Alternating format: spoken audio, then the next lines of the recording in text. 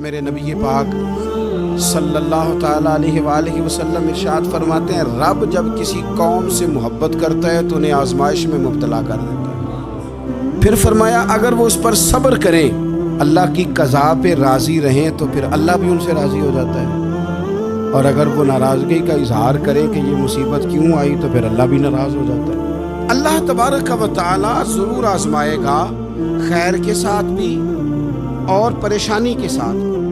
انسان پریشان اس وقت ہوتا ہے کہ جب وہ محنت کرتا ہے تو وہ کہتا ہے نتیجہ میری مرضی کا آنا چاہیے، یہ اس کا سب سے بڑا نقصان ہے۔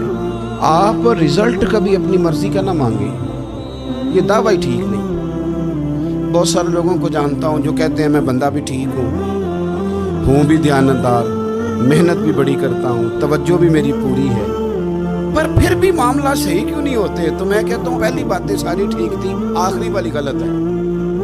اس لیے کہ محنت آپ کریں ساری، پر بندے نے رہنا تو بندہ ہی ہے نا۔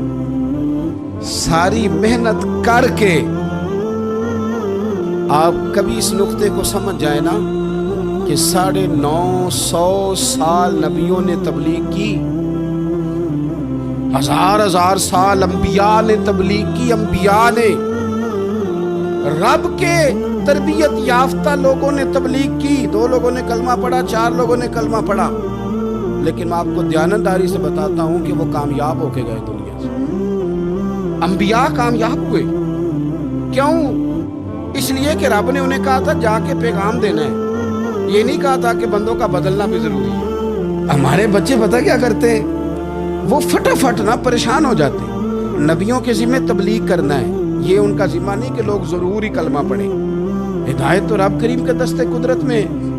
انبیاء خلوص سے، للہیت سے جدوجہد کرتے رہے، لیکن انہوں نے یہ نہیں کہا کہ مالک اتنی محنت کی ہے بندے ٹھیک ہی نہیں ہوتے، یہ نہیں کہا انہوں نے، اس لیے کہ جو ان کی ڈیوٹی تھی انہوں نے ڈیوٹی صحیح کی۔ ہم نے اپنی ڈیوٹی کرنی ہے۔ پریشان اس وقت ہوتے ہیں جب نتیجہ اپنی مرضی کا مانگتے ہیں، نتیجہ نہ اپنی مرضی کا مانگے، رزلٹ نہ اپنی مرضی کا مانگے۔ وہ جناب پیر صاحب میں فلانا وظیفہ بھی پڑھتا ہوں، فلانا وظیفہ بھی پڑھتا ہوں، فلانا وظیفہ بھی پڑھتا ہوں، دل نہیں صاف ہوتا، تو میں نے کہا یہ تو اللہ نہیں کر رہے ہیں۔ آپ ڈیوٹی کریں، آپ کام کریں جو آپ کے ذمہ لگایا گیا ہے، اس میں وہ قضا نہ کریں آپ، باقی اللہ تعالیٰ کرم نوازی فرمائے گا۔ دیکھیں ایک بادشاہ تھا، اس کی سلطنت میں نا وہ قوم بنانا چاہتا تھا۔ ہمارے بادشاہ، ہمارے حکمران قومیں نہیں بناتے، لوگوں کو اپنے حق میں قائل کرتے ہیں۔ اس لیے کبھی بھی ہمارے ملک میں قومی سوچیں عام نہیں کی جاتی، ذاتی سوچیں عام کی جاتی ہیں، ملی باتیں نہیں کی جاتی، ذاتی باتیں کی جاتی ہیں۔ وہ چاہتا تھا کہ میری قوم بن جائے۔ اس کا ایک ہیرا سلطنت میں سے گم ہو گیا تو اس نے اعلان کیا، اس نے کہا کہ جو بندہ ہیرا تلاش کر کے لائے گا اسے انعام دوں گا۔ ساری قوم نکل کھڑی ہوئی ہیرا تلاش کرنے پر، ادھر بھی لوگ گئے، ادھر بھی لوگ گئے، خشکیوں میں، دریاؤں میں، جہاں جہاں جس کی پہنچ تھی، جنگلوں میں، وادیوں میں، گھروں میں، بستیوں میں لوگوں نے ڈھونڈا۔ ساری قوم ایک ہیرا تلاش کر رہی، بالآخر سب لوگ جمع ہو گئے ایک میدان میں۔ ایک بندہ اوپر چڑھا بادشاہ کے پاس، وہ اونچی جگہ پہ کھڑا تھا، اس نے کہا جناب یہ ہیرا مل گیا ہے۔ اب جب ایک کو ہیرا مل گیا تو باقیوں کے چہرے اتر گئے کہ یہ کامیاب ہوا، ہم ناکام ہوئے۔ بادشاہ چونکہ ان کی تربیت کے لیے یہ کام کر رہا تھا، اس نے کہا تمہارا کیا خیال ہے کہ اس ہیرے کے بغیر میرا گزارا نہیں تھا؟ کہ تمہارا کیا خیال ہے کہ ہیرا میری سلطنت سے نکل گیا تو مجھے زوال آ جائے گا؟ اس نے کہا یہ تو ایک ہیرا ہے۔ اٹھا کے پھینکا، دیوار کے ساتھ لگا، ہیرا ٹوٹ گیا۔ اس نے لوگوں سے کہا تمہارے چہرے اترے ہوئے ہیں، میں تمہیں ایک بات سمجھانا چاہتا ہوں، ہیرا ایک ہی تھا، ایک ہی بندے کو ملنا تھا۔